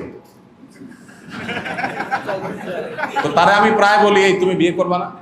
সে বলে সে বিয়ে করার স্বাদ মিটে গেছে আমার, ফোনে স্বামী স্ত্রী যা হয় এগুলা শুনতে শুনতে আমার সাহস শেষ। তো সে বলে সে তবে একটা লাভ হয়েছে আমার, এই ফ্যামিলি কাউন্সিলিং এবং পারিবারিক ঝগড়াঝাটি এগুলো নিয়ে কাজ করে আমার একটা এক্সপিরিয়েন্স হয়েছে। বললাম কি এক্সপিরিয়েন্স? বললো যে আমি দেখছি যেই পরিবারে স্বামী বউয়ের কথা মতো চলে সেখানে কোনো অশান্তি নেই, অশান্তি হয় ওখানে যেখানে স্বামী বউয়ের হাতে মুড়ি ধয় নাই, সেখানে শুধু কি হয়? অশান্তি হয়। দেখুন আল্লাহ তাআলা এই জন্য বলেছেন ওয়াশিরুহুন্না বিল মারুফ, হে স্বামীরা তোমাদের স্ত্রীদের সাথে তোমরা সুন্দরভাবে সংসার করবে, জুলুম করবে না, অনেক পুরুষ আছে খোঁচাখুচি করেন, আছে না নাই? কত খোঁচাখুচি যে আছে। আবার একই আইটেম মহিলাদের মধ্যেও আছে। খোঁচাখুচির আমি 50টা নজির দেখাতে পারি। এমন এক সাবজেক্ট দিয়েছেন, ফজর পর্যন্ত আলোচনা করলে শেষ হবে না। খোঁচাখুচির একটা নজির বলি। মনে করেন বউয়ের বাপের বাড়ির থেকে খোঁজ খবর নেয় নাই, হয় না এরকম? বউ অসুস্থ, আপনার শালা সম্বন্ধে তারা ফোন দেয় নাই, খোঁজ খবর নেয় নাই, আসে নাই। অনেক স্বামী আছে স্ত্রীকে ওইটা দিয়ে খোঁচা মারে, আছে না? তোমার ভাইটা আসলো না, তোমার আব্বা একবারও ফোন দেয়নি, তোমার মা আজ 4টা দিন তুমি বিছানা শোয়া, একটা বার ফোন দিল না। বলে কি বলে না? এখানে অনেক আসামি আছে এ কাম করেন। আল্লাহর জমিনে যদি 10টা ছোট লোকই থাকে, এটা তার মধ্যে একটা। আপনি কোন অধিকার আপনার স্ত্রীকে এই কথা বলেন? আপনি যদি ভালো আদর্শ স্বামী হয়ে থাকেন, আপনি যদি ভালো মুসলমান হয়ে থাকেন, তাহলে আপনার কর্তব্য স্ত্রীকে বরং সান্ত্বনা দেওয়া। তোমার আব্বা আম্মা হয়তো ব্যস্ত, আসতে পারেন নাই, হয়তো কোনো কারণে ওনারা ফোন করতে পারেন নাই, বাদ দাও, আমি আছি না ইনশাআল্লাহ, আমি বেঁচে থাকতে তোমার কষ্ট হতে দেবো না। এটা হলো আদর্শ স্বামীর কাজ। আর বেয়াদব স্বামীর কাজ হলো কি? খোঁচা দেওয়া। কোনো মেয়েকে তার বাপের বাড়ি থেকে খবর না নিলে তার কি সুখ লাগে? সে তো এমনি মনে কষ্ট আছে, তার মুখটা ছোট। এর মধ্যে যখন আপনি আবার বলবেন, তার মুখটা কি ছোট হবে না বড় হবে? ঠিক একই কাজ মেয়েরাও অনেকে করে। মেয়েরা খুশি হয়ে যায় না আবার যে আমাদের পক্ষে বাজা এসে গেছে। মেয়েরা অনেকে করে, বেশি আর কম তো আপেক্ষিক। অনেক মেয়েরা করে। কিভাবে করে? আচ্ছা, তুমি তোমার ভাই বোনের জন্য কি না করছো, কিন্তু তোমার ছেলেদের জন্য একটু বিষও কোনোদিন এরা কিনে দিয়েছে? কোনোদিন বলে না? বলে না? তুমি তোমার এই বাপ মার কথায় কি না করলা, সব করলা, কিন্তু এরপরও ওই ছেলের দিকেই টানে। বলে কে? বলে না? এটাও আরেক অমানসিকতা এবং অভদ্রতা, অসৌজন্যতা এবং মুসলমান সুলভ আচরণ না। কারণ আপনার স্বামী তার ভাই বোন দ্বারা যদি নিগৃহীত হয়, তার কাছে কি ভালো লাগে? তাহলে আপনার দরকার সান্ত্বনা দেওয়া। বাদ দাও, ভাই ব্রাদার ওরা ভুল করছে, একসময় বুঝবে হয়তো, আর না বুঝতে না বুঝুক। ওরা তোমার হক নষ্ট করছে, ওরা আল্লাহর কাছে দায়ী থাকবে। তুমি টেনশন করবা না, আল্লাহ ভরসা, আমরা সুখেছি, আমাদের কোনো চাহিদা নাই, আল্লাহর কাছে পাইলেই হলো। তুমি তো আল্লাহর জন্য করছো, ওদের ফিডব্যাকের জন্য করো নাই। সো ওরা কিছু দিলে দিল, না দিলে নাই, ওরা আল্লাহর কাছে বুঝবে, আমাদের আর তুমি টেনশন করিও না। এটা হলো আদর্শ স্ত্রীর কথা। আমরা প্র্যাকটিস করবো তো ইনশাআল্লাহ। এরকম আমি অন্তত 50টা উদাহরণ এখন দিতে পারবো যে আমাদের সংসারগুলোতে যে পরিমাণ ছোট লোকই হয়। নামাজি মানুষরা এই ছোট লোকই অনেক সময় করে, রোজাদার মানুষরা করে। মনে রাখবেন, দাড়ি কতগুলো লম্বা হইল আর নামাজ কতগুলো, এর মাধ্যমে শুধু দিনদার হয় না। মানুষের দিনদারিতা প্রকাশের সবচেয়ে বড় সূত্র হলো তার আখলাক, তার আচরণ। নবীজি বলেছেন, মা মিন শাইইন ইউদাউ ফিল মিজান ইয়াউমাল কিয়ামাতি আসকালু মিন হুসনিল খুলুক। কিয়ামতের ময়দানে উত্তম আচরণের চাইতে ভারী কোনো আমল আর হবে না। এজন্য বউকে কখনো শ্বশুরবাড়ির বিষয়ে ছোট করবেন না, আর স্বামীকেও মেয়েরা কখনো শ্বশুরবাড়ি ভাই দেবর, আপনার শ্বশুর শাশুড়ি, তাদেরকে দিয়ে কখনো ছোট করবেন না। বরং সবসময় শ্বশুরবাড়ির তারিফ করবেন। সারাদিন কি করবেন? তারিফ করবেন। তারিফ আর তারিফ বউয়ের কাছে, যে আপনার শ্বশুর শাশুড়ির মতো মানুষ হয় না, আপনার শালার মতো মানুষ পৃথিবীতে আর নাই, শালা একটাই আছে দুনিয়াতে, শালি এইটাই। আর রান্নার শ্বশুরবাড়ি, ওহ, এর চেয়ে মজা দুনিয়াতে কোথাও নাই। শুধু তারিফ করবেন। আমাকে এক বড় ডাক্তার, একজন বড় শিল্পপতি, দেশের একেবারে প্রথম 5-10 জনের মধ্যে একজন হবে, আমাকে এই বুদ্ধি শিখাইছে। বলছে, হুজুর, আপনারা হুজুর মানুষ, বিভিন্ন জায়গায় যায় যায় খান, পরের বাড়িতে অনেক বেশি খাওয়া লাগে আপনাদের, না খাইতে উপায় নেই, মানুষ খাইতে বলে। তো আমি একজন ডাক্তার হিসাবে, উনিও পপুলার মানুষ, জনপ্রিয় মানুষ, অনেক পয়সাওয়ালা মানুষ, বলে যে আমিও বিভিন্ন জায়গায় খাওয়াটাও লাগে, যাই খাই। আমি বাসায় এসে বউরে বলি, দেখো 5 স্টারে খাই আসছি, মাগার আমার পেট ভরে নাই, রাত 12টা বাজছে ঠিকই, কিন্তু তোমার একটু ডাল ভাত লাগবে। বলে যে হুজুর, এটাতে আমার সংসারে যে পরিমাণ শান্তি, এটা আপনাকে ভাষায় বুঝাতে পারবো না। আমি বললাম, দারুণ আইডিয়া তো, এটা এখন অ্যাপ্লিকেশন শুরু হয়ে গেছে। আমি কোথাও গেলে, আজকে এই যে বিকালে ভাইয়ের সাথে আমি ফ্লাইটে আসছি, আমি বাসার থেকে 2 বাটি খাবার নিয়ে আসছি। একটাতে সকাল নাস্তা খাইয়া জমা পড়াইছি, আর এয়ারপোর্টে ঢোকার আগ দিয়ে দুপুরের লাঞ্চ গাড়িতে বসে করছি, কারণ বাসা থেকে নিয়ে আসছি। অতএব দাম্পত্য জীবনে সুখ শান্তি পাওয়ার জন্য খুব বেশি কিছু করা লাগে না। মেয়েরা চায় স্বীকৃতি এবং স্বামী স্ত্রী একে অন্যকে অসম্মান না করা। এগুলোর জন্য উন্নত মুসলমান হওয়া জরুরি। নামাজে কালামে মুসলমান এখন বহু আছে, আখলাকওয়ালা মুসলমান নাই। আখলাকওয়ালা মুসলমান খুব কম। আকীদা সহি এই মুসলমানও পাওয়া যায়, কিন্তু আখলাকওয়ালা মুসলমানের সংখ্যা খুবই নগণ্য। আখলাক কিন্তু ভিন্ন জিনিস। মানুষের সামনে মুস্কি হাসা, ওই যে অভিনয়, হ্যাঁ, এমন বিনয়, ভেঙে চুরে পড়েন বসের সামনে, কিন্তু বাসায় গেলে একটা বেয়াদবের মতো আচরণ করেন, আছে না নাই? খায়রুকুম খায়রুকুম লি আহলি, সবচেয়ে ভালো হতে হবে পরিবারের কাছে। ফোন দিছে ক্লায়েন্ট, ব্যবসা করেন, কে ফোন দিছে? ক্লায়েন্ট। অথবা ধরেন দোকানদারি করেন, কাস্টমার আসছে মহিলা বা পুরুষ, সামহাও মাশাআল্লাহ খাতির যত্নের কোনো শেষ আছে? বসেন বসেন আপা, বসেন, কি লাগবে বসেন, এই আপার একটু ঠান্ডা এনে দাও, ঠান্ডা খাবেন না গরম খাবেন আপা, আপা আপা বলতে বলতে মুখ দিয়ে ফেনায় ফেলেছে। একই সময় বউ ফোন দিছে ধরে, তোমার কোনো কাজ নাই বাসায়, করেন কি করেন না? সেম একই কাজ মহিলারা অনেকে করে। অথচ নবীজি বলছেন সবচেয়ে বেশি সুন্দর আচরণ পাওয়ার হকদার কে? পরিবার, নিজের স্ত্রী, নিজের মা, নিজের রক্ত সম্পর্কীয় আত্মীয়। আল্লাহ আমাদের সবাইকে আমলটা করার তৌফিক দান করুন। এটাকে আমরা আমল মনে করি না ভাই, আমরা আমল মনে করি শুধু সুবহানাল্লাহ আলহামদুলিল্লাহ পড়া। এটা যে কত বড় আমল এটা আমরা বুঝি না। আপনার পরিবারের কাছে ভালো হওয়ার জন্য যদি আপনি স্যাক্রিফাইস করেন, ত্যাগ করেন, সবর করেন, আপনি আল্লাহর প্রিয় পাত্র হওয়ার সবচেয়ে সংক্ষিপ্ত পথটা চেষ্টা করা যাবে না ইনশাআল্লাহ? এই একই চেষ্টা বোনদেরকেও করতে হবে, ভাইদেরকেও করতে হবে। কম্পিটিশন চলবে পরিবারে যে কে কাকে কত বেশি সন্তুষ্ট করতে পারে, কে কত স্যাক্রিফাইস করতে পারে। আবারও বলছি, অতি অধিকার সচেতনতা পরিবার ব্যবস্থাপনাকে ধ্বংস করে দিয়েছে, বাচ্চাদেরকে অতি অধিকার সচেতন করেছে। অধিকার সচেতনতা ভালো, অতি অধিকার সচেতনতা ভালো, কর্তব্য পরায়ণতা, কর্তব্য সচেতনতা এটা বেশি বৃদ্ধি করতে হবে। আমার অধিকার গেছে যাক, কিন্তু আমার কর্তব্যে যেন কোন ত্রুটি না হয়। অনেক ছেলে, অনেক মেয়ে, অনেক ভাইরা লেখেন, ভাই মা বাপ জীবনে আমাদের দিকে খেয়াল করে নেই, এখন আল্লাহ আমাদেরকে টাকা পয়সা দিয়েছে কি করবো? আমি বলি, মা বাপ খেয়াল করে না, সে আসামি আল্লাহর কাঠগড়া। কেন সন্তানের প্রতি খেয়াল করলো না? তার কর্তব্য ছিল, সে আল্লাহর কাছে দায়ী থাকবে। বাট আপনি আপনার সন্তানের সাথে মা বাপের 16 আনা আদায় করে দেন, আপনি রিওয়ার্ড ঠিকই পাবেন। চেষ্টা করা যাবে না ইনশাআল্লাহ? তাহলে 3 নম্বর, একটা আদর্শ মুসলিম পরিবারের মূল উপাদান হলো সুন্দরভাবে জীবন যাপন করা এবং একে অন্যের অধিকারের ব্যাপারে সচেতন হওয়া। অর্থাৎ আমার স্ত্রীর কি অধিকার আছে আমার কাছে, আমার স্বামীর কি অধিকার আছে আমার কাছে, আমার সন্তানের কি অধিকার আছে আমার কাছে, আমার বাবা মার কি অধিকার আছে আমার কাছে, ভাই বোনের প্রতি কি অধিকার আছে, আমি সেটা খুঁজবো। আমার কি পাওনা আছে সেটা না, সেটা চাইতে বড় কথা হলো আমার কর্তব্য কি আছে। আল্লাহ আমাদের সবাইকে তৌফিক দান করুন। 4 নম্বর আদর্শ মুসলিম পরিবারের উপাদান হলো আমানত এবং দায়িত্বশীলতা। নবীজি সাল্লাল্লাহু আলাইহি ওয়াসাল্লাম একটা প্রসিদ্ধ হাদিস আপনারা শুনেছেন, বুখারীতে আসছে। তিনি বলেছেন, আলা কুল্লুকুম রাইন ওয়া কুল্লুকুম মাসউলুন রাইয়াতিহি, তোমাদের সবাই দায়িত্বশীল এবং সবাই তার দায়িত্ব সম্পর্কে আল্লাহর কাছে জিজ্ঞাসার মুখোমুখি হতে হবে।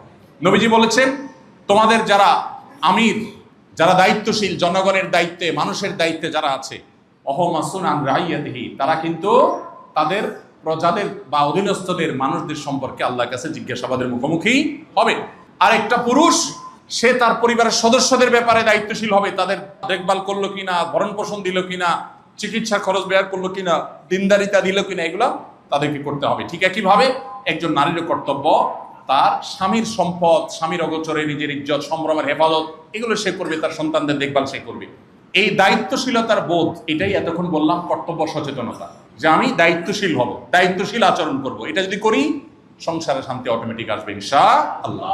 প্রিয় ভাইরা আমার, আমাদের অনেক ভাইরা আছে, ছেলে মেয়ে এবং পরিবারের দিনদারিতার ব্যাপারে তার কোনো খোঁজ খবর নেই। ছেলে ভালো স্কুলে চান্স পেলো কিনা এটার জন্য শহীদ হয়ে যাবে, ভালো কলেজে চান্স পেলো কিনা এটার জন্য পাগল হয়ে যাবে, ভালো ইউনিভার্সিটি চান্স পেলো কিনা এটার জন্য পাগল হয়ে যাবে, পরীক্ষা ভালো রেজাল্ট করলো কি করলো এটার জন্য পাগল হয়ে যাবে। ভাই ঠিক আছে, এগুলোর জন্য চেষ্টা করেন, কিন্তু পাগল হওয়ার আইটেম এটা না। পাগল হওয়ার আইটেম হলো, ছেলে আমার আল্লাহকে চিনে না, আমি পাগল হয়ে যাব। ছেলে আমার ফজর নামাজ পড়ে না, আমি পাগল হয়ে যাব। মেয়ে আমার খারাপ পথে যাচ্ছে, আমি অস্থির হয়ে যাব। এটা হলো পাগলামির আইটেম ভাই। আমি আমার ছেলে মেয়েদেরকে বলে দিয়েছি, পরীক্ষা পাস করছো কি ফেল করছো এটা আমার কাছে অনেক বড় ম্যাটার না। হ্যাঁ, চেষ্টা করবে অবশ্যই ভালো ফলাফল করার, সেটা আমি উৎসাহ তোমাকে দেই। তোমার চেষ্টার চেয়ে কোনো ত্রুটি ছিল না, চেষ্টা তুমি করছো, এরপরে পরীক্ষা খারাপ ফলাফল হয়েছে, আমরা বাসায় বিরিয়ানি রান্না করে পার্টি দিব, কোনো অসুবিধা নেই। কিন্তু তোমার চেষ্টা যেন ঠিক থাকে, তুমি সঠিক রাস্তায় যেন থাকো, ব্যাস, দ্যাটস ইট। এর বাইরে আমার খুব বেশি চাওয়া নেই।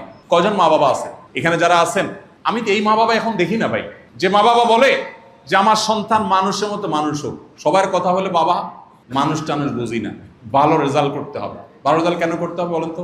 কেন করতে হবে? ভালো একটা চাকরি পাওয়ার জন্য। ভালো চাকরি কেন লাগবে? ভালো একটা ঘরের মেয়ে বিয়ে করার জন্য, ভালো একটু ভাবসাবের জন্য। নিজে টাকার মেশিন, ছেলে মেয়েও কিসের মেশিন হোক? টাকার মেশিন হোক। অথচ বহু পরিবার ছেলে মেয়ে অনেক বড় টাকার মেশিন হয়েছে, ঠিকই আছে, কিন্তু মা বাবার ওই যে নয়ন জোড়ানো সন্তান হয় ভাবসাব। সব কি ভাবসাব, গাল বড় করে বলা যায়, ছেলে অমুক চাকরি করে, অমুক দেশে আছে। জিজ্ঞাসা করছে, ভাই ছেলে মেয়ে কয়জন? বলে 2 ছেলে বা 1 ছেলে 1 মেয়ে, ছেলেটা কানাডা, মেয়েটা আমেরিকা। বাহ, বলতে খুব ভাব জাহির হয়, তাই না? ভেতরে কি হয় জানেন? জাস্ট তুফান শুরু হয়। কারণ অনেকে বাচ্চা নিয়ে একসাথে খাইতে বসে, সে ছেলে মেয়ে তাদের নাতিপুতি এগুলো শুধু ভিডিওতে দেখে। শান্তি লাগার কথা কোনো বাপ মার কাছে? ভাইরা আমার, ভাবসাবটা আমাদেরকে শেষ করে দিয়েছে। এই জন্য পরিবারের সন্তানদেরকে, পরিবার সদস্যদেরকে দিনদার বানাবার চেষ্টা করতে হবে, ঠিক আছে না ইনশাআল্লাহ? সন্তানদের যদি আল্লাহর সাথে পরিচয় করান, তাহলে আপনার পরিবার সুখী হবে, এটার গ্যারান্টি আপনি নিশ্চিন্তে আল্লাহ রাসূলের কাছ থেকে আপনি পেতে পারেন। আমাদের আদর্শ মুসলিম পরিবারের জন্য আরেকটা গুরুত্বপূর্ণ উপাদান হলো সততা, সত্যবাদিতা এবং পারস্পরিক সহযোগিতা। এটা গুরুত্বপূর্ণ বিষয়। সততা, সত্যবাদিতা, পারস্পরিক সহযোগিতা এগুলো হাওয়া হয়ে গেছে, এখন বিশ্বাস নেই। আপনারা মোবাইলে, ফেসবুকে, বিশেষ করে সোশ্যাল মিডিয়াতে কিছু অ্যাপ দেখেন, অ্যাপের অ্যাডভার্টাইজ দেখেন, আমি দেখি, আপনারা দেখেন কিনা জানি না, যে পুরুষটা শুয়ে আছে সোফায়, মহিলা এসে মোবাইল খোলার চেষ্টা করে, গোপনে কার সাথে চ্যাটিং করছে চেক করবে, করতে পারে না, লক। এগুলো অ্যাডভার্টাইজ দেখছেন আপনারা? এসব অ্যাডভার্টাইজ কেন দেওয়া হয়? এর মানে কারোর প্রতি কারোর বিশ্বাস নাই। পশ্চিমা দুনিয়াতে যায় দেখেন, স্বামী স্ত্রী একসাথে সংসার করে, একসাথে সংসার তো করে না, মনে হয় ম্যাচ সিস্টেম। তুমি বাসা ভাড়া দিও, আমি পানির বিল দিব, তুমি বিদ্যুৎ বিল দিও, আমি অমুক বিল দিব। মনে হচ্ছে ম্যাচে আস, স্বামী স্ত্রী না, ঠিক না? ঠিক। আমি এই জন্য বলি, পশ্চিমারা যদি তথ্য প্রযুক্তিতে, জ্ঞানে বিজ্ঞানে, অবকাঠামোতে, অন্যান্য উন্নতিতে আমাদের চাইতে 200 বছর এগিয়ে থাকে, আমরা পরিবারের দাম্পত্য জীবনে সুখ শান্তিতে তাদের চাইতে 400 বছর আগে আছি আলহামদুলিল্লাহ। কিন্তু এটা ধ্বংস হয়ে যাচ্ছে, কারণ পশ্চিমা কালচারকে আমরা আলিঙ্গন করছি। এই জন্য ইসলামের পথে আমাদেরকে ফিরে আসতে হবে। আল্লাহ আমাদের সবাইকে সেই তৌফিক দান করুন। একটা সুখী দাম্পত্য জীবনের জন্য এটা খুবই জরুরি, পারস্পরিক সহযোগিতা করা। কারা কারা বাসায় কাজ করেন হাত তোলেন দেখি, যাদের ফ্যামিলি আছে। কয়টা হাত উঠছে? এদের ভিডিও করে বাসায় পাঠানো উচিত। হাত নামান, আল্লাহ জানে কোনটা কোনটা সত্যি উঠেছে। জীবনে একবার করছেন কিনা? আমাদের নবী করিম সাল্লাল্লাহু আলাইহি ওয়াসাল্লাম বাসায় মেয়েদের কাজে সহযোগিতা করতেন। এখন আপনি ঢুকেন মোবাইল টিপতে টিপতে, মোবাইল কান, হ্যাঁ হ্যালো বলতে বলতে ঢুকতেছেন, আবার বাইরের সময় মোবাইল কান দিয়ে বাইরে হচ্ছে। কেউ সময়, আমি আজকে ঢাকার বাইরে আসছি, নাইলে আমার মাগরিব টু এশা বাচ্চাদের সাথে ব্যাডমিন্টন খেলা, অন্য সব কাজ সারাদিন বাদ যাইতে পারে, এটা বাদ যাওয়ার কোনো সিস্টেম নেই। সেদিন একটা খুব গুরুত্বপূর্ণ মিটিং ছিল, রাষ্ট্রীয় একটা গুরুত্বপূর্ণ মিটিং ছিল সরকারের উচ্চ পদস্থ লোকদের সাথে। আমি বললাম, ভাই সব ঠিক আছে, বাট বাচ্চাদের খেলার সময় কোনো মিটিং সিটিং করতে পারবো না, আমার আগে ছেড়ে দিবেন, কারণ আমার বাচ্চাদের সময় দিতে হবে। আমি যখন ওদের সাথে খেলার সময় দিব না, ওরা তো বাজে পোলাপানের সাথে মিশতে যাবে, ওরা বন্ধু কোথায় পাবে? ওদের বন্ধু আমি। বেশিরভাগ মানুষ, পুরুষরাও মহিলাদেরকে সময় দেয় না, মহিলাও পুরুষদেরকে সময় দেয়। মহিলা তার বান্ধবী নিয়ে ব্যস্ত, ইউটিউব নিয়ে ব্যস্ত, কোন আইটেম কেমনে রান্ধে সেই আইটেম নিয়ে ব্যস্ত, পুরুষের দিকে তাকানোর সময় নেই। আর পুরুষও তার জগৎ নিয়ে ব্যস্ত, পরস্পরকে আমরা সময় দেই না, অথচ এটা খুব বেশি দরকার। একটা সুখী দাম্পত্য জীবনের জন্য এটা আবশ্যক। মোবাইল ফোন জোন সিস্টেম চালু করেন বাসায়, ফোন জোন। ল্যান্ডলাইন ছিল যখন, তখন আমরা কি করতাম? একটা জায়গায় টেলিফোন থাকতো, ওখানে যায় কথা বলে আবার রেখে আসতাম। আর এখন মোবাইল নিতে নিতে টয়লেটে, বিছানায়, খাওয়ার টেবিলে, কোথায় নাই, সব জায়গায় মোবাইল। এই আসক্তি আমাদেরকে ধ্বংস করে দিয়েছে। এই জন্য এটা থেকে আমাদের বেরিয়ে আসতে হবে। উত্তম আদর্শ মডেল হওয়া, এটা পরিবারের জন্য খুব জরুরি একটা বিষয়, বিশেষ করে বাচ্চাদের জন্য। বাচ্চারা কিন্তু শুনে শিখে না, তারা দেখে শিখে। বাচ্চারা কিতে শিখে? দেখে শিখে, শুনে শিখে না। লেকচার দিবেন লম্বা লম্বা, করবেন উল্টা পাল্টা, বোরে গালি দিবেন, বাচ্চা শুনবে গালিটা, ও কিন্তু গালিটাই শিখবে। মিথ্যা কথা বাচ্চার সামনে বলবেন, আর বাচ্চারা বলবেন বাবা মিথ্যা বলতে হয় না, তখন বাচ্চা মনে করবে যে এটা কথার কথা, মূলত ওইটাই করতে হয় যেটা বাপ করতেছে, ঠিক না ভাই? ঠিক। এই জন্য তাদের সামনে আদর্শ হতে হয়, উত্তম উদাহরণ হতে হয়, এবং দাম্পত্য জীবনের সর্বক্ষেত্রে সুখের মূল মন্ত্র হলো ধৈর্য এবং তুষ্টি। ধৈর্য এবং তুষ্টি, যা আছে সে অবস্থায় ধৈর্য ধারণ করা, আর যেটা হয়েছে সেটাতে মেনে নেওয়া। এগুলো হলো একটা সুখী দাম্পত্যের জন্য পূর্ব শর্ত এবং মূল উপাদান। এগুলো হলো একটা দাম্পত্য জীবনে সুখ শান্তি দিবেন। আল্লাহ আমাদের সবাইকে, আমাদেরকে পারিবারিক জীবনে সুখী হওয়ার তৌফিক দান করুন। আমাদের পরিবারের সদস্যদের সবাইকে আল্লাহ তাআলা মুত্তাকিদের ইমাম বানায় দেন। আমরা যেন সবাই দাম্পত্য জীবনে আল্লাহর ফরমাবরদার, আল্লাহর অনুগত, আল্লাহর এবং তার রাসূলের অনুসারী বান্দা হিসাবে আমাদের পরিবারগুলোকে যেন গড়ে তুলতে পারি, সেই তৌফিক আল্লাহ তাআলা দান করুন। আমাদের সন্তানরা দুধে বাঁধে থাকুক, তার চেয়ে বড় কথা তারা দিনদার থাকুক, আল্লাহ ভীরু থাকুক, তারা দিনমুখী থাকুক, তাহলে ইনশাআল্লাহ এই পরিবার আপনার পরম সুখের কারণ হবে, এই পরিবার আপনার কাছে উপভোগ্য হবে। আল্লাহ আমাদের সবাইকে আমলের তৌফিক দান করুন।